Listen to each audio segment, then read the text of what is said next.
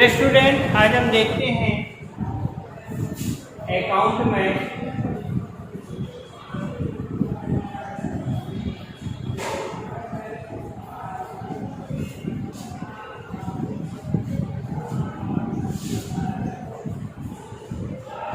Sales return book.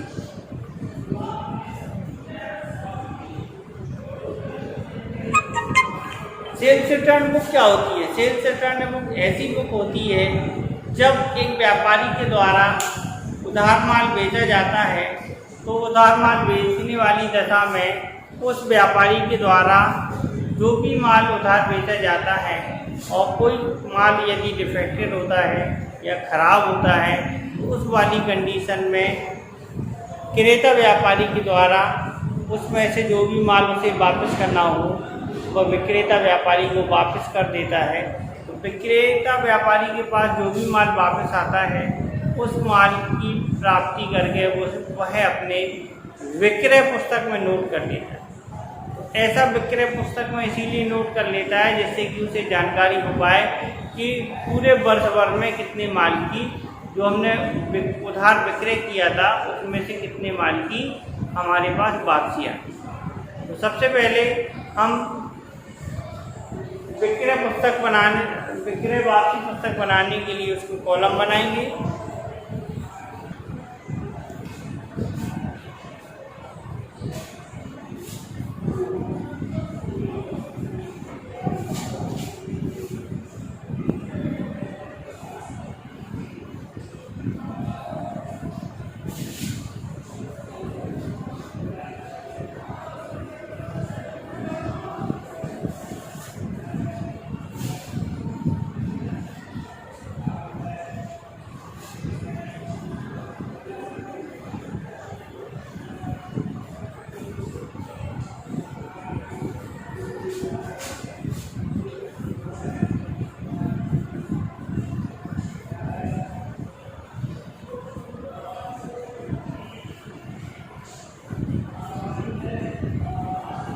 Sales return book में जो भी हमारे कॉलम बनते हैं वो इस प्रकार बनते हैं: date, particular, credit note number, LF और अमाउंट। अब हम एक सवाल पढ़ के दिखा रहे हैं आपको। निम्नलिखित लेन देनों को से विक्रय वापसी वही तैयार करें, उनके खातों में खतौनी करें। तो सबसे पहले 2015 सितंबर 3 फैशन हाउस ने माल लौटाया। Goods return by fashion house. तो डेट में लिखेंगे 2015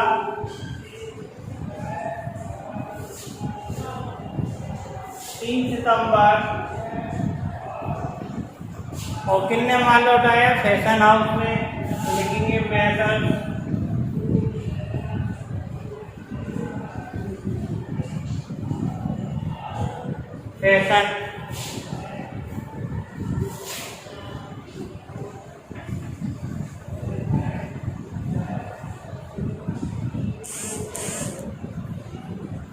हाउस। कितनी तारीख को माल 200 रुपये का माल लौटाया है तो 200 रुपये अमाउंट में लिख देंगे।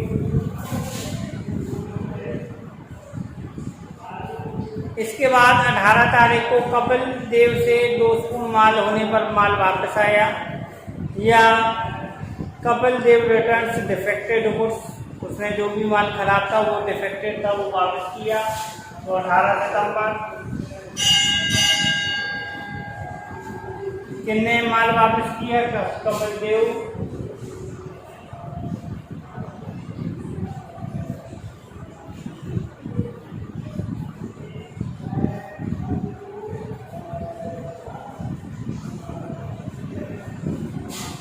कपिल देव ने माल वापस किया। कितना किया माल वापस? 500।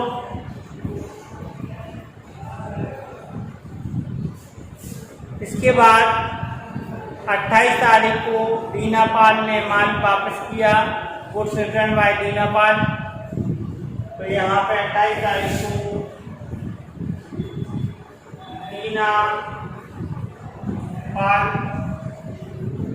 दीनापाल ने माल वापस किया 150। तो यहाँ दीनापाल का आ जाएगा 150 रुपये का माल।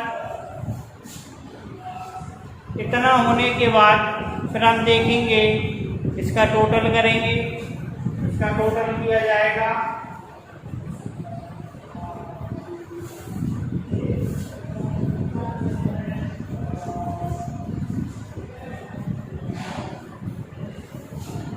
200, 500, 700, 700 और 150, 850।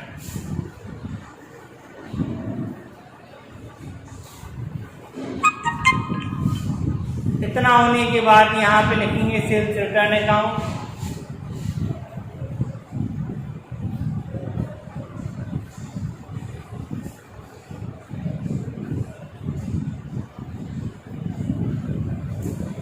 यहाँ पे आएगा सेल्स रिटर्न अकाउंट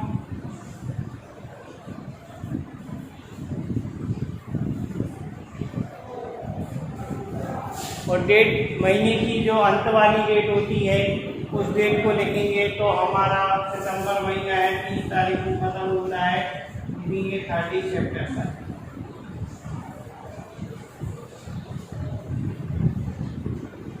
ये आपकी जो है सेल्स रिटर्न बुक बन गई है। अब इसकी हम लेजर पोस्टिंग बनाएंगे। लेजर पोस्टिंग में अकाउंट बनाते हैं तो सबसे पहले हम बनाएंगे सेल्स रिटर्न अकाउंट।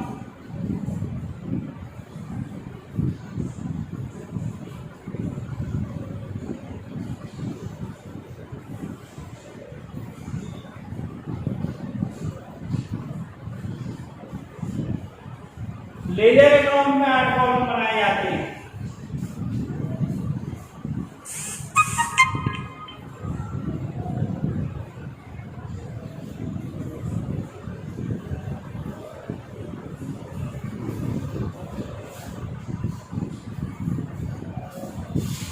कॉलम की नाम है डेट,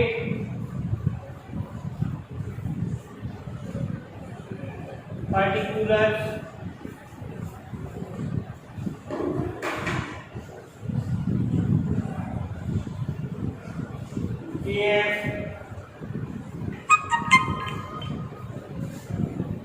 अमाउंट, डेट,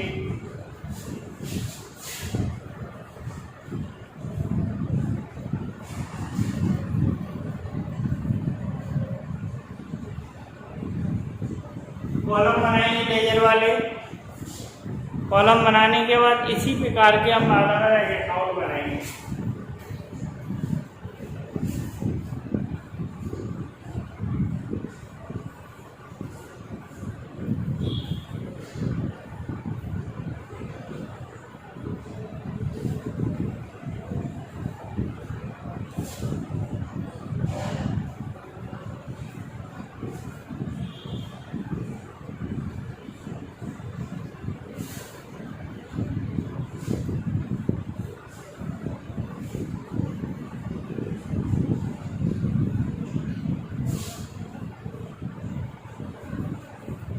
इस प्रकार की कॉलम बना लेंगे अलग अलग। एक फैशन हाउस है,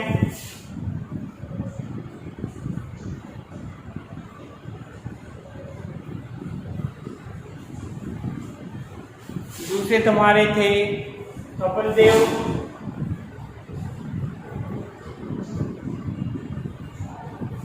और एक और है दीना पाल।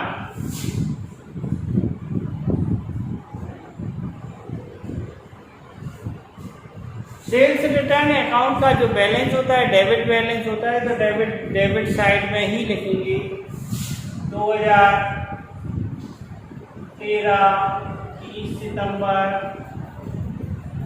टू संडीज एज पर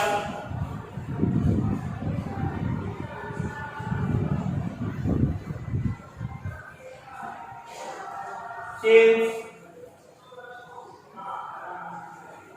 रिटर्न बुक। हमारी सेल्स रिटर्न बुक का जो टोटल हुआ था 850 रुपये हुआ था, यहाँ पे 850 लिख देंगे।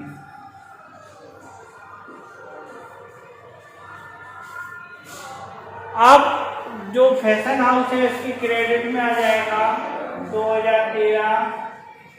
पहला वाला जो ट्रांजेक्शन है 3 सितंबर को हुआ था, तो यहाँ पे लिखेंगे 3 सितंबर बाय सेल्स रिटर्न अकाउंट। और फैशन हाउस, जो फैशन हाउस में 200 का माल वापस किया था तो 200 रुपये रिसीव। इसी प्रकार से कपिल देव का जो ट्रांजैक्शन था वो 18 तारीख को था। 18 सितंबर बाय सेल्स रिटर्न अकाउंट। और यहाँ पे भी अमाउंट आपका जो था वो 500 रुपये था तो 500 दे देंगे। नेक्स्ट दीनापाल है। दीनापाल आपके 2015 28 सितंबर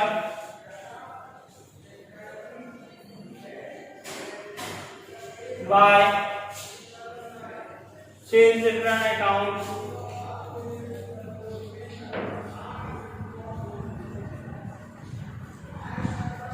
तो 150 है। इस प्रकार से इनकी लेजर पोस्टिंग की जाती है। लेजर पोस्टिंग में उन्हें लेजर में लिखने का तरीका बताया जाता है, किस प्रकार से हम लेजर पोस्टिंग करेंगे और सेल्स रिटर्न बनाएंगे।